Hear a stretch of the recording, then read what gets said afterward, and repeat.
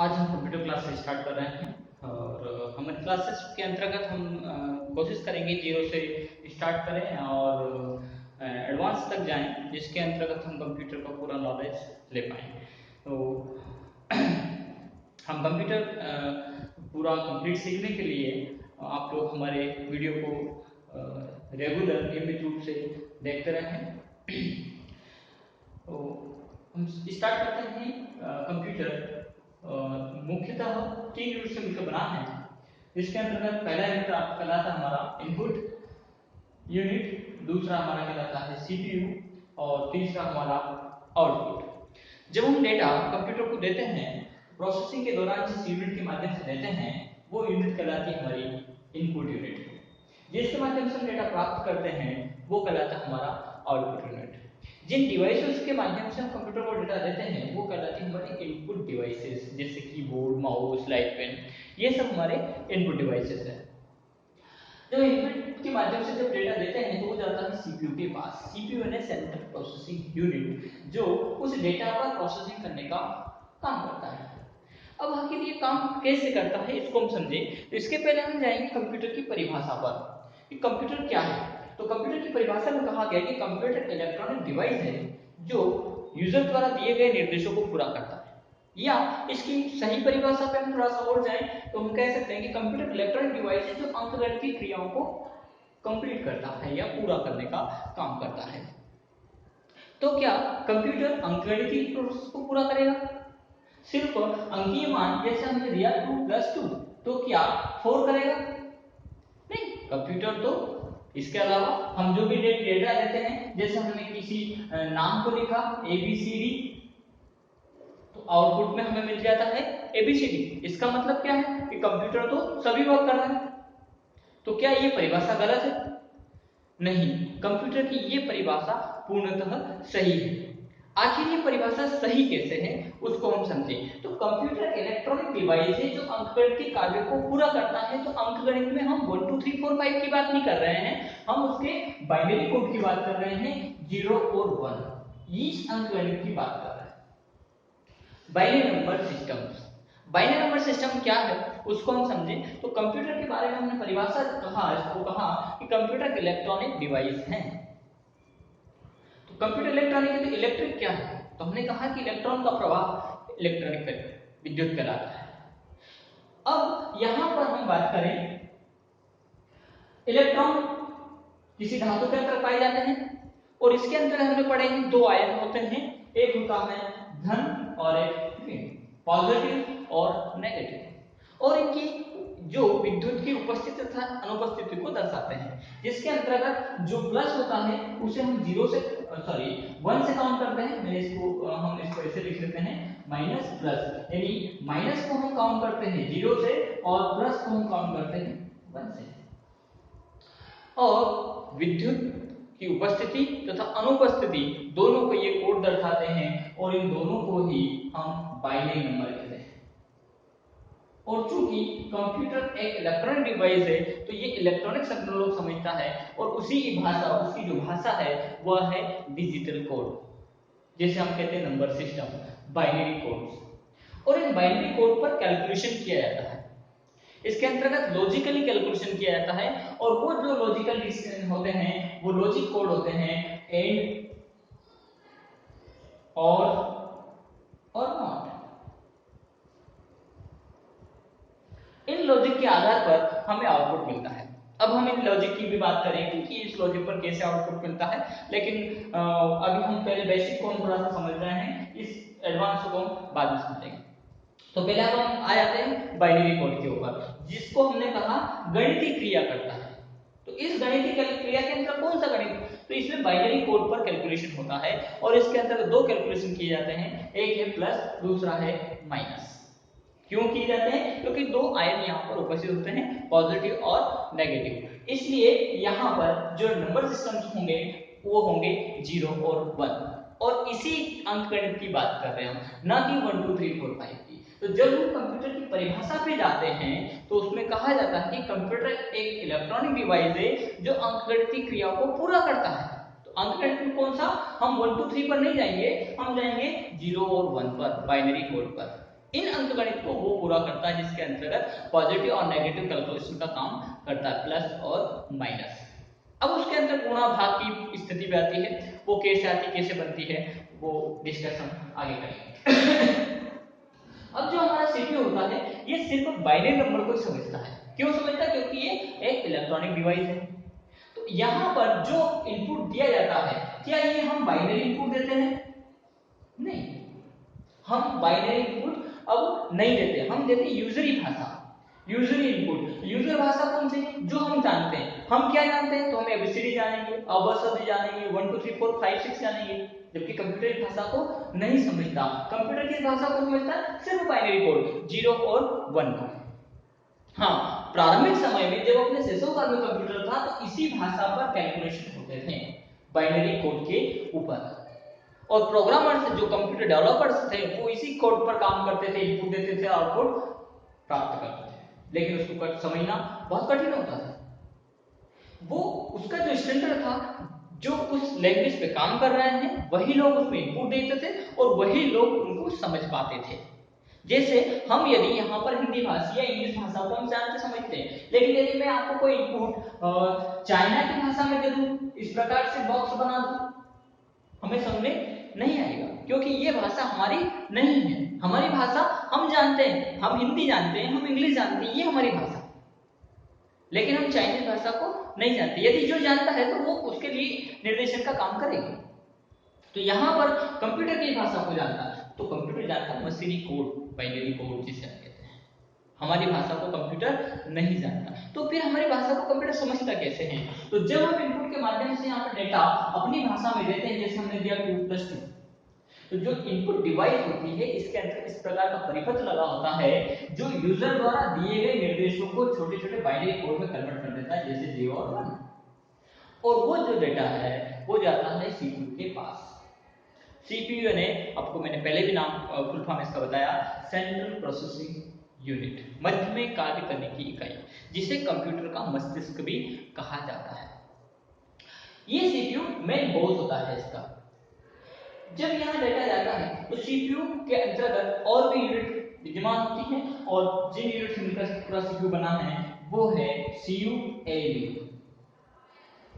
CU यानी control unit. जब data processing हो रहा है तो उसको पूरे को कंट्रोल करने का काम करेगा, कहलाएगा सीयू, कंट्रोल यूनिट। दूसरा होता है ALU, arithmetic logical unit. Arithmetic unit क्या करेगा? जैसे सीयू को हमने कह दिया कि सीयू उस डेटा को कंट्रोल करने का काम करेगा, तो एएलयू क्या करेगा? एएलयू का काम होता है अंकगणित के ऊपर लॉजिकल एडिशन लेना, जिसकी बात हमने अभी की थी। कौन सा अंकगणित? बाइनरी कोड 0 और 1। उन कोडिंग में कौन से लॉजिक? एंड और नॉट। यहाँ पे 3 लॉजिक, और इन 3 लॉजिक से अन्य लॉजिक बनाए जाते हैं, जिसका डिटेल पूरा कंप्लीट डिजिटल इलेक्ट्रॉनिक्स में दिया गया है। अभी हम पूरा कंप्लीट डिजिटल इलेक्ट्रॉनिक्स नहीं पढ़ रहे हैं, यहाँ पे बेसिक कंप्यूटर पढ़ रहे हैं, इसलिए हम तीनों लॉजिक गेट को यहाँ पे समझ लेते हैं। उसमें पहला जो लॉजिक होगा वो प्रोसेस करता है, कैलकुलेशन करता है प्लस का। इस लॉजिक के हम आउटपुट देखें तो इनके अंतर्गत इनके जो डिजाइन सब होते हैं इनपुट लेने और आउटपुट कर लेने के, वो इस प्रकार से होते हैं। एक जो प्लस की प्रोसेस करेगा, जिसके अंतर्गत 2 इनपुट रहेंगे और 1 आउटपुट रहेगा, जिसके अंतर्गत 0 और 1 ये दिया है, तो प्लस के अनुसार यहाँ पर आउटपुट प्राप्त होगा 1। लेकिन जो और होता है उसके अंतर्गत भी 2 ही इनपुट होते हैं, लेकिन इसके अंतर्गत प्रोसेस होती है इनटू की, जिसके अंतर्गत आउटपुट प्राप्त होगा 0। और तीसरा होता है नॉट। नॉट के अंतर्गत एक ही इनपुट होता है और एक ही आउटपुट होता है, जिसमें 1 दिया जाए, 0 दिया जाए तो 1 प्राप्त होगा, और 1 दिया जाए तो 0 प्राप्त दिया जाए तो 1 प्राप्त होगा, 1 दिया जाए तो 0 प्राप्त होगा। अब इनकी लॉजिक गेट से और भी लॉजिक गेट बनाए जाते हैं, जैसे एक्सओर गेट, एंड और गेट, नॉट गेट। ऐसे इनके इनपुट यानी जब हम एंड के ऊपर और लगा देंगे तो वो कहलाएगा एंड और गेट, यानी एंड का जो आउटपुट है वो और के लिए एक इनपुट का काम करेगा। यहाँ से एक नंबर दे दिया गया और यहाँ से अलग से नंबर इनपुट कराया गया। तो इस प्रकार का जब गेट बनता है तो वो कहलाता है हमारा एंड और गेट। तो ये लॉजिक गेट्स जो होते हैं डिजिटल इलेक्ट्रॉनिक्स के अंतर्गत पूरा कंप्लीटली एक सब्जेक्ट के रूप में हम इसको पढ़ते हैं। लेकिन अभी हम बेसिक से शुरुआत कर रहे हैं तो हम लॉजिक गेट के ऊपर नहीं जाते हैं। यहाँ पर 3 लॉजिक क्रिया है जिसके अंतर्गत हमने पढ़ा एंड और नॉट। एंड यानी और यानी या, और नॉट यानी नहीं। तो इन पर लॉजिकल एडिशन, अब ये लॉजिकल एडिशन जिसका मैं बता रहा हूँ, जिसमें बार बार प्लस माइनस ये सारी कैलकुलेशन होंगे और आउटपुट के रूप में हमें डेटा प्राप्त होगा। तो वो सारा जो काम करने का जो प्रोसेस करता है वो है ALU, arithmetic logical unit. Arithmetic logical unit को हिंदी में कहें अंकगणितीय तर्क इकाइयां। तो अंकगणित कौन सा? बाइनरी कोड, उस पर लॉजिकली डिसीजन लेने का काम करता है, इसलिए इसे कहेंगे हम ALU, अर्थमेटिक लॉजिकल यूनिट। ये सारे क्वेश्चंस, ये डायग्राम आपको अच्छे से याद होना चाहिए क्योंकि इंटरनल स्ट्रक्चर है कंप्यूटर का। और यदि ये आपको ओरल याद है ये डायग्राम तो आपके बहुत सारे क्वेश्चंस हल हो जाएंगे जो बेसिकली पूछे जाते हैं, कॉम्पिटिटिव एग्जाम में पूछे जाते हैं, DCA PGDC में पूछे जाते हैं। आपका अभी वर्तमान समय CPCD चल रहा है उसके अंतर्गत ये पूछे जाते हैं। और बेसिक फंडे भी हमारे होते हैं तो वो भी इसमें से निकल के आएंगे क्योंकि स्ट्रक्चर इसका इंटरनल स्ट्रक्चर जिस प्रकार से कंप्यूटर हमारा काम करता है। आगे हम चलते हैं। डेटा पर प्रोसेसिंग हुआ, उसके बाद अगली जो यूनिट है उसे हम कहेंगे MMU, मेन मेमोरी यूनिट। और मेन मेमोरी यूनिट के अंतर्गत मेन मेमोरी को 2 भागों में बांटा गया है, वो है रैम और रोम। रैम यानी रैंडम एक्सेस मेमोरी, दूसरा रोम यानी रीड ओनली मेमोरी। अब इनका काम क्या है? तो सबसे पहले हम लेकर के चले रैम को, कि रैम का आखिर कार्य क्या है, क्योंकि रैम को समझना बहुत इंपॉर्टेंट है बेसिक कंप्यूटर के अंतर्गत कि आखिर रैम कैसे काम करती है।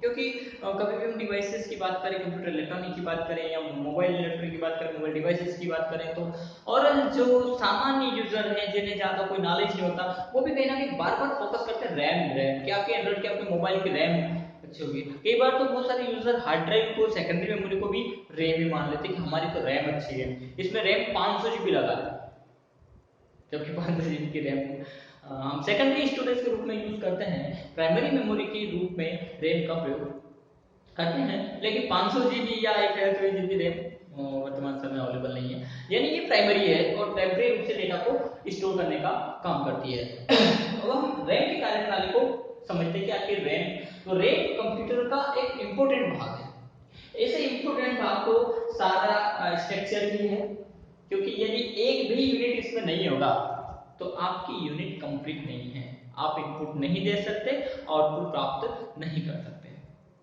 लेकिन जब हम कंप्यूटर की बात करें तो इंपोर्टेंट उसकी प्रोसेसिंग में एक कार्यकारी भाग होता है। अब इसको हम उदाहरण से समझते हैं क्या कि रैम काम कैसे करता है। जिस प्रकार से हम इसको उदाहरण लेकर के चलते हैं एक बैंक का, जिसके अंतर्गत कई एम्प्लॉइज होते हैं, ब्रांच मैनेजर होता है, चपरासी होता है, जो सभी लोग उस संस्था को चलाने का काम करते हैं। तो यहाँ पर जो ब्रांच मैनेजर है वो है हमारा CPU, central processing unit, man power, man control, जिसे हम कहते हैं कंप्यूटर का मस्तिष्क। अब यहाँ पर रैम कैसे काम करती है? जिस प्रकार से एक संस्था के अंतर्गत एक चपरासी काम करता है जिसका काम होता है डेटा ट्रांसफर करना। जैसे किसी फाइल की आवश्यकता है, ब्रांच मैनेजर को कुछ फाइलों की आवश्यकता है, तो क्या कर देगा, निर्देशन के रूप में को ये कहेगा, प्यून को ये बोलेगा अपने कि आप ये फाइल को हमें ला करके दो। कहां से ला करके दो? तो अपनी जो लाइब्रेरी है। अब लाइब्रेरी यहाँ पर क्या है, सेकेंडरी स्टोरेज डिवाइस, जिसके अंदर सीडी हार्ड डिस्क हो सकता है, सीडी हो सकता है, डीवीडी हो सकता है, एफडीडी हो सकता है कि ये डिवाइस बंद हो गया है। तो ये हमारी सिर्फ सेकेंडरी स्टोरेज है जो डेटा को परमानेंट तौर पर स्टोर करने का काम करेगा। यहां पर हमारा डेटा मूल रूप से परमानेंट रूप से सेव होता है। इसमें भी 2 चीज आती है, वोलेटाइल और नॉन वोलेटाइल। तो नॉन वोलेटाइल मेमोरी की यदि हम बात करें तो वो हार्ड डिस्क होती है, क्योंकि इलेक्ट्रॉनिक की आवश्यकता, डेटा को स्टोर करने के लिए इलेक्ट्रिक की आवश्यकता, विद्युत की आवश्यकता नहीं होती, और ऐसी डिवाइस को हम कहेंगे नॉन वोलेटाइल, जबकि हमारी रैम वोलेटाइल मेमोरी के अंतर्गत आता है। तो ये एक क्वेश्चन हो गया, नोट कर लीजिएगा इसको, वोलेटाइल और नॉन वोलेटाइल। अब यहाँ पर निर्देशित किया रैम को, किसने किया? सीपीयू ने, कि हमें इस फाइल की आवश्यकता है। तो रैम क्या करेगा? यहाँ से डेटा को उठाया और यहाँ पर लेकर के सीपीयू को प्रदान करने का काम करेगा। यहाँ से जब फाइल आती है तो चूंकि सीपीयू इस हार्ड डिस्क में से डेटा को एक्सेस नहीं कर सकता। क्यों नहीं कर सकता, कैसे नहीं कर सकता, उसको मैं दो उदाहरण के तौर पर समझे। जैसे हमसे कह दिया किसी ने कि आप कहाँ रहते हो, तो हमने बड़ा ही आसान सा उत्तर दे दिया कि हम पृथ्वी पर रहते हैं। क्या ये क्वेश्चन सही, आंसर सही है हमारा? हाँ सही तो है, क्योंकि हम पृथ्वी पर रहते हैं। लेकिन हमसे एड्रेस से पूछा जाए तो हम नॉर्मली कहते हैं कि भैया हम इस लोकेशन में लेते हैं। जैसे हम भारत के अंतर्गत, मध्य प्रदेश के अंतर्गत, मध्य प्रदेश में हमारी कोई लोकेशन है, उस शहर के अंतर्गत, उस जिले के अंतर्गत, तहसील के अंतर्गत, उस तहसील के अंतर्गत वो शहर है, उसके अंतर्गत कॉलोनी है, उसके अंतर्गत हमारा इस नंबर का मकान है, उस मकान के अंतर्गत रहते हैं। तो ये क्या हुआ हमारा, हमारी लोकेशन। अब यहाँ पर सीपीयू से कह दिया जाए कि ये फाइल लग करके आ, तो सीपीयू के लिए एक्सेस करना कठिन है, क्योंकि उसके अंतर्गत ब्लॉक्स नहीं, उसके पास एड्रेस ब्लॉक नहीं है जो उसको डायरेक्टली एक्सेस कर ले। और यदि वो एक्सेस करता है, सर्च करता है, तो उसे समय लगेगा।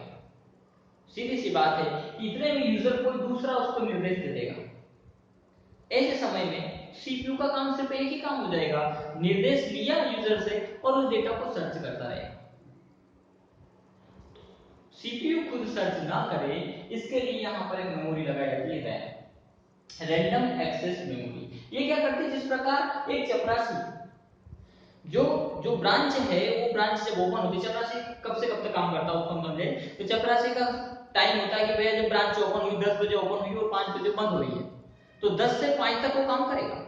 लेकिन यदि रात को 9 बजे यदि बोल दिया जाए कि भैया ये फाइल दो, नहीं, क्यों नहीं? क्योंकि उसका टाइम गया। सेम उसी प्रकार रैम हमारी एक्टिवेट होगी तब तक जब तक कि कंप्यूटर में पावर है, तब तक ही डेटा को रखती है। कहां से लेकर के?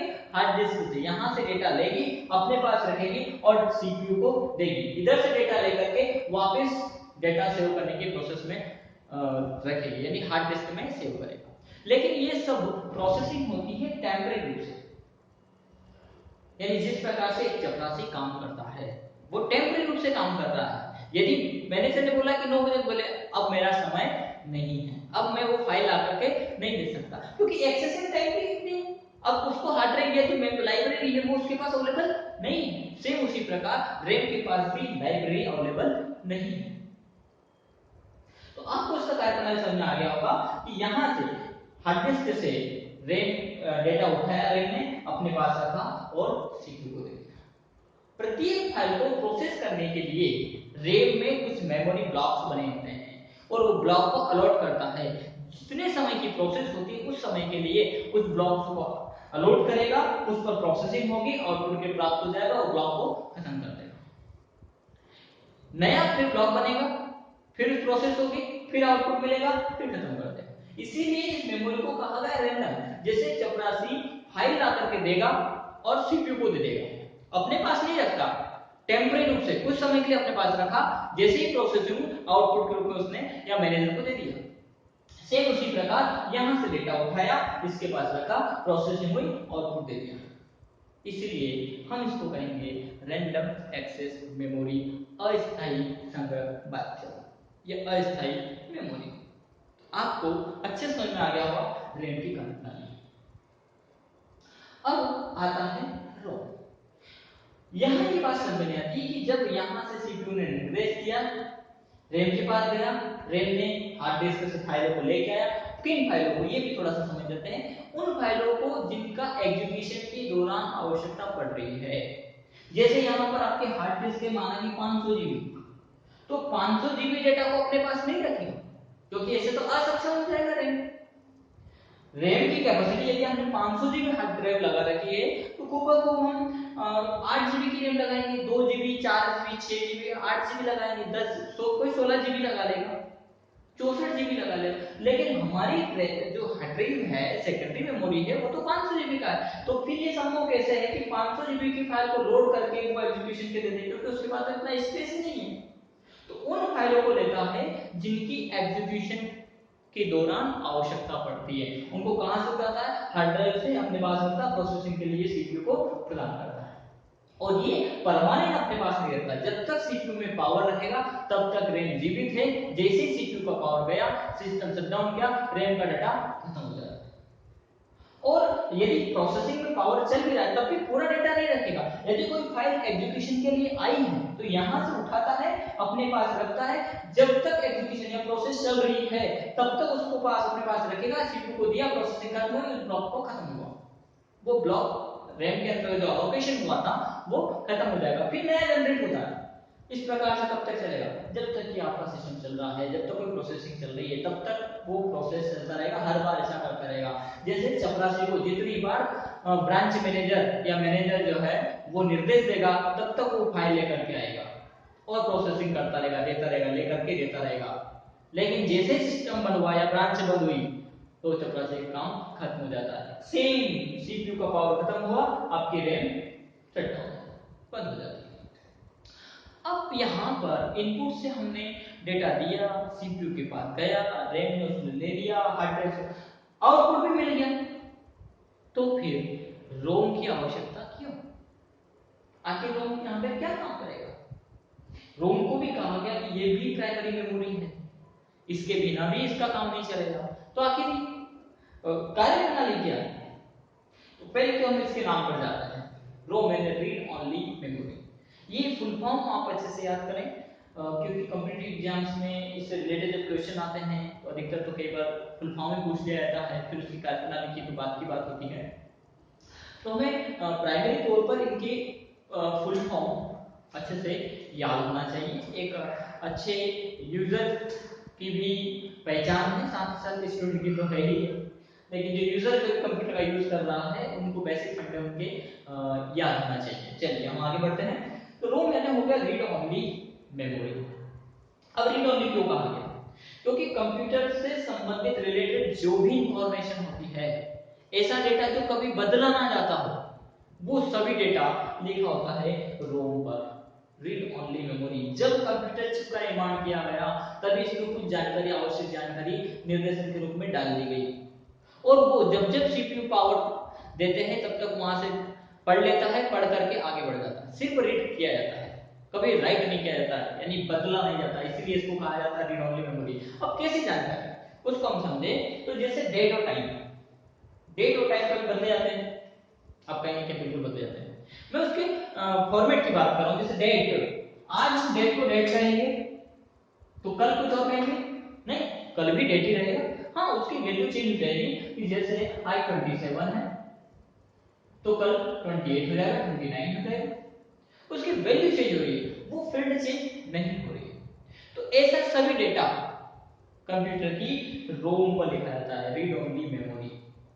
अब कौन कौन सा डेटा, जैसे कंप्यूटर का सीपीयू कौन सा है, कंप्यूटर का इनपुट डिवाइस में कौन कौन सी डिवाइसेस लगी है, आउटपुट डिवाइस में कौन कौन से लगे हैं, हार्ड डिस्क कौन से लगी हुई है, ऑपरेटिंग सिस्टम कहां मिलेगा, मेन बोर्ड तो ऑपरेटिंग सिस्टम है जो पूरे कंप्यूटर हार्डवेयर तंत्र को संचालित कर रहा है, तो वो मिलेगा कहां?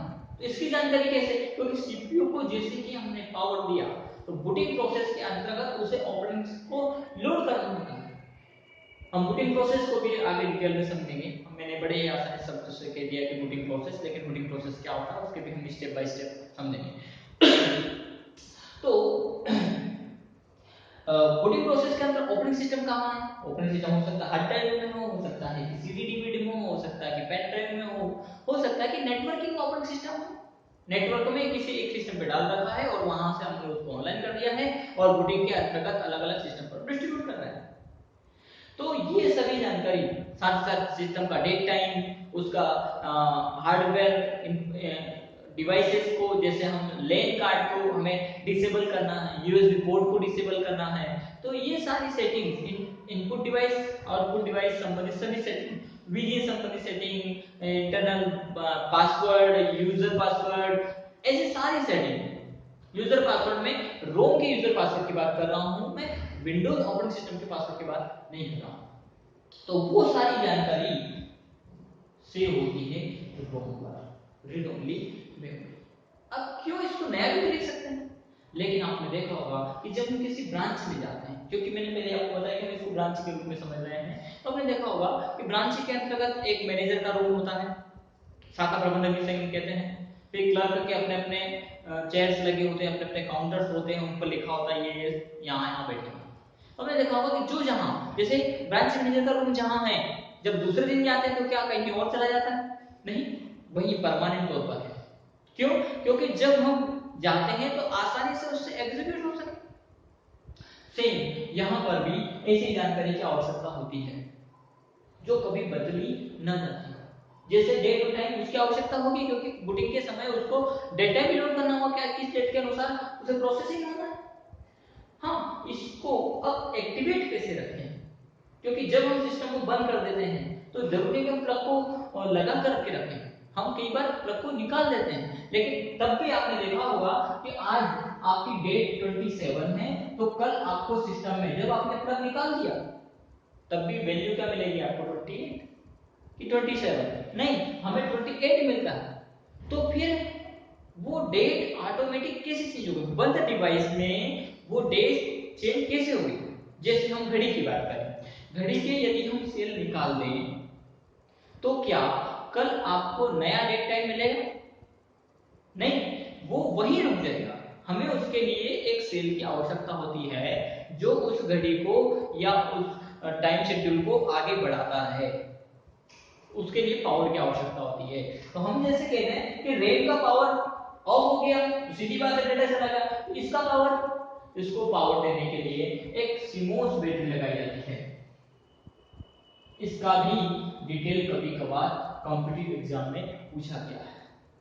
सीमोस यानी होती है complementary metal oxide semiconductor. Metal का बना हुआ होता है, मेटल ऑक्साइड का बना होता है, जो कि रोम को पावर देता रहता है। और उसकी जो डिटेल्स हैं, जैसे डेट और टाइम है, बहुत कम पावर की आवश्यकता होती है उसको, तो वो उस पावर से इस वैल्यू को आगे बढ़ाता रहता है। जैसे I27 है तो कल ऑटोमेटिक 28 हो जाएगा। तो घड़ी को जो जीवित रखता है, उस पूरे शेड्यूल को जो जीवित रखता है, वो एक सेल रखता है, एक बैटरी लगी होती है, जिससे ये रोम पावर लेता रहता है। और यदि यूजर ने प्लग ऑफ कर दिया, प्लग को निकाल भी दिया, तो भी ये डिटेल पूरी जानकारी सेव रहती है। और इसीलिए सीमोस बैटरी लगी होने के कारण नहीं, इसका जो डेटा है, यदि सीमोस को निकाल भी देंगे तो भी डेट टाइम फील्ड है, ये नहीं मिटेगी, क्योंकि ये एक बार लिख दिए गए हैं, डेटा परमानेंट हो गया है।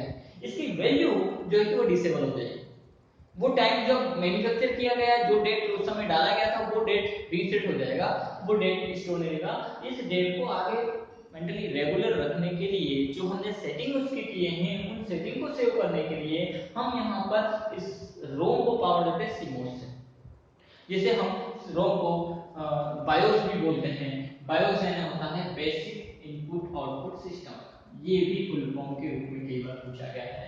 बायोस इंपोर्टेंट, तो बायोस इंपोर्टेंट यानी रोम इंपोर्टेंट, तो उसकी जो डिटेल पूरी होती है, उस पूरे डिटेल्स को हम बोलते हैं BIOS, basic input output system. तो बेसिक इनपुट आउटपुट सिस्टम कौन होगा? तो वही होगा रोम की डिटेल्स जो है, क्योंकि रोम एक मेमोरी है, उसके अंदर जो डिटेल्स हैं उनको हम बोलेंगे BIOS, basic input output system.